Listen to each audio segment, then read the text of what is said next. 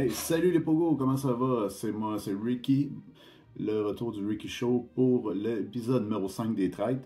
Alors, comme vous avez vu le dernier épisode, on se demandait c'est qui que les Traites allaient éliminer. Euh, Au nouvel épisode, l'épisode d'aujourd'hui, qui est un très bon épisode sur ce en passant, on a vu un peu plus de réponses. Puis là, on catch que la personne qui a été éliminée, c'est Philippe. Euh, Puis là, comment que ça a de l'influence sur le jeu? Moi, je pense personnellement que c'était peut-être pas le meilleur move des trades. C'était quelqu'un qui, pendant la dernière table ronde, il avait visé pas à bonne place.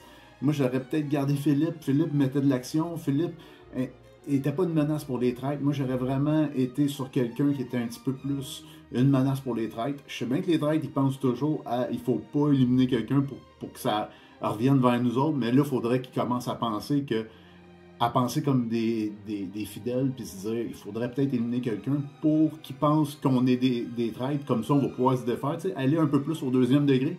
Mais ça, c'est facile de le dire dehors, là. En dedans, ça doit être vraiment d'autres choses, puis vraiment plus compliqué. Fait que si je baisse mes yeux des fois, c'est que je regarde mes notes. J'ai pris des notes pendant l'épisode. C'est un très bon épisode. Je pense que c'est l'épisode le plus important jusqu'à date des traites, le cinquième. Jusqu'à date, je sais pas les autres comment que ça va se passer, là, mais fait que j'ai pris beaucoup de notes. Fait que si je regarde une couple de fois, faites-vous-en pas. Euh, c'est le retour d'Axel. Axel qui a eu une infection au rein, qui est parti en ambulance. On apprend ça pendant l'épisode, mais là, on voit qu'il est en forme, sûrement qu'il est avec les antibiotiques. Il n'a pas l'air d'accord non plus avec le choix des traites qu'ils ont fait. Il a l'air un peu mécontent, fait que ça promet sûrement pour le reste de l'épisode. Mais là, on voit que Myriam elle joue bien, elle commence à avoir des contacts avec tout le monde. Tout le monde s'en va dans l'activité. Les gens se placent dans les véhicules, tout ça. Puis dans l'activité en tant que telle, il y a une chose peut-être qui se révèle. Marc-André qui prend mal en partie avec Étienne parce qu'il pense qu'il veut y enlever son bouclier. C'est c'est pas vraiment vrai parce que Étienne n'est pas un traître, puis Étienne ne voulait pas éliminer Marc-André. Mais quand tu es dans le jeu, ça montre un peu quel genre de réflexion tu peux avoir. Tu sais, quand tu penses à ça, tu es tout le temps là-dedans. Fait que, est-ce que Marc-André avait raison? Sûrement, probablement, parce que Marc-André, c'est un très bon joueur. Euh, il pensait, dans le fond, que Étienne ne voulait pas qu'il gagne, que son équipe gagne, fait qu'il voulait pas qu'il ait le bouclier pour pouvoir s'attaquer à lui. C'est un petit peu de la paranoïa, mais c'est peut-être sûrement expliqué par d'autres affaires, puis d'autres choses que lui, il voit, puis qu'il ressent surtout. Il y a beaucoup de ressenti dans ce jeu-là des traites. Fait que c'est vraiment le fun, là, parce que là, on voit ça, c'est une fausse piste un peu qui s'en vient. Est-ce que les fidèles vont suivre ça? Puis là, on se rend compte que là, il y a du blabla, il y a de la parlotte entre tout le monde. Puis là, quand ils reviennent, puis là, on se rend compte, là, il y a 7500 $, mais ça, c'est pas vraiment, c'est pas si important que ça, qui est ajouté à la cagnotte, là. C'est pas si important que ça. Je pense que le plus important, c'est de voir Myriam qui commence à jouer. Puis là, elle manipule le monde. Là, elle dit, toi, t'es en danger. Elle va voir tout le monde. Puis elle sort des raisons différentes. Puis, mais comme de fait, le monde se parle là, dans ce jeu-là. Là. Donc, c'était sûr que ça allait sortir, qu'elle essayait de pointer sur tout le monde. Fait que là, on se demandait, quand la table ronde va commencer, qu'est-ce qui va se passer. Puis là, on a été vraiment surpris. Un des plus grands coups du jeu, Axel, qui est traître, a accusé un autre traître à cause de l'activité de l'avion. C'est qu'il fallait que Michel fasse des formes avec son équipe, puis il y a eu un mauvais leadership, il criait, puis tout ça. Fait que c'est servi de ça pour pouvoir l'attaquer. Puis après ça, ça a déferlé. Même Maxence, qui est pas beaucoup stratégique jusqu'à date, a dit, écoute, t'as mis Mathieu sur le bloc parce qu'il était intelligent, il avait des études, puis tu disais que les traîtres étaient intelligents, puis sûrement c'était du monde éduqué, mais c'est toi, après que lui soit éliminé, c'est toi le plus éduqué, c'est toi le plus intelligent. Fait que je trouvais ça très bon puis là, ça a parti. Marie-Josée, la balle lui a été lancée, elle n'a pas été vraiment capable d'accuser Anne Michel à 100%, puis d'avoir un ressenti. Fait que je pense qu'elle est en danger pour les prochaines émissions. Je ne sais pas comment ça va se passer de son côté, mais sa game, déjà, elle avait été mise sur le bloc l'autre émission d'avant. Puis là, il aurait fallu qu'elle embarque. Moi, si j'aurais. Est-ce que les trades, est-ce qu'Axel il aurait pu la prévenir et dire, écoute, ça se peut. Peut-être qu'il aurait dû avoir quelque chose, ou peut-être qu'il veut s'en débarrasser un petit peu plus tard, puis là, il veut pas vraiment l'avoir avec lui. Fait que, parce qu'elle est clairement en danger, elle était clairement en danger aussi. Donc, l'information qu'il donne quand il y a quand ils se rencontrent les traîtres ensemble, c'est que c'est vrai. C'était soit elle ou lui. Puis ça, j'ai pas de misère avec ça. Mais quelle bonne stratégie. Écoute, on dirait que c'était un traître. Plus que les. On dirait que c'était un fidèle, je veux dire. Plus que les ben des fidèles. Là. Il était tellement content, il a tellement attaqué. Puis là, il est rendu intouchable pour une couple d'épisodes. Pour une couple de. Il va pouvoir faire son chemin. Puis. Mais là, au conclave, qu'est-ce qu'on s'est rendu compte aussi, c'est que là, les traîtres avaient le choix entre soit amener un nouveau traître ou soit tuer quelqu'un. Je pense ils vont sûrement essayer de trouver un nouveau traître. Je pense qu'ils vont profiter de ça pour en embarquer un autre avec eux autres. Puis on voit que Marie-Josée, MJ, c'est pas elle qui lead encore, ça a l'air d'être encore Axel qui lead. Je pense qu'il a bien fait de se débarrasser un peu de Michel. S'il y avait un traître à se débarrasser, c'était de Michel qu'il fallait qu'il se débarrasse, selon moi, parce que MJ a l'air plus à suivre dans les décisions. Fait que c'est bon de suivre, mais à un moment donné, l'autre il est en train de mettre son agenda en place, puis l'autre il va. Puis là, MJ, j'ai bien aimé qu'est-ce qu'elle a dit à un moment donné. Elle a dit qu'elle a envoyé un groupe de 4, je l'ai écrit ici. Une alliance forte entre Chelsea, Cédric, Laurie et Maxence.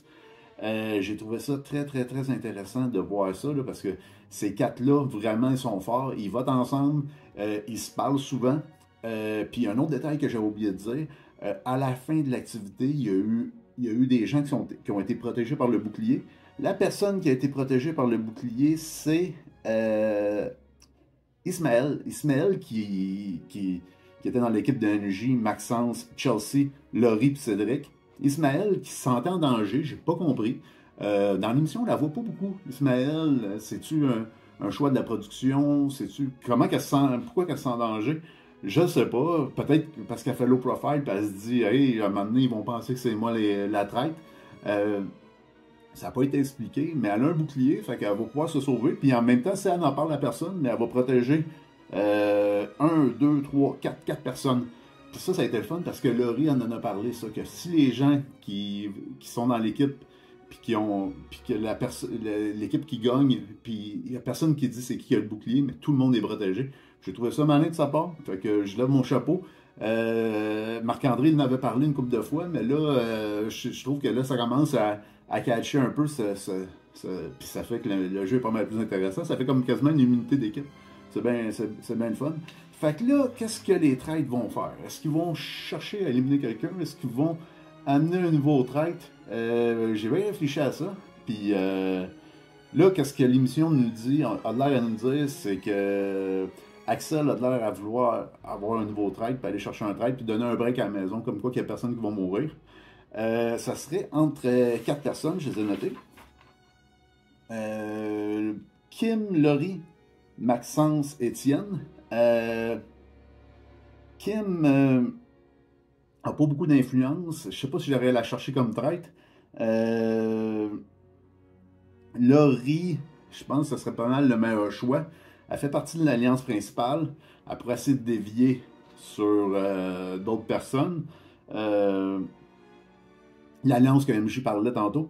Fait que moi, je pense que ça va être elle que les traîtres vont aller chercher. Ça pourrait être Étienne, mais Étienne, comme là, il y a trop de monde qui va aller sur lui, là, parce qu'il a dit qu'il jouait en équipe avec Michel, puis Michel a été considéré comme un traître. Fait que d'après moi, ça risque d'être dans les prochaines cibles. Fait que moi, j'irai pas jouer avec lui.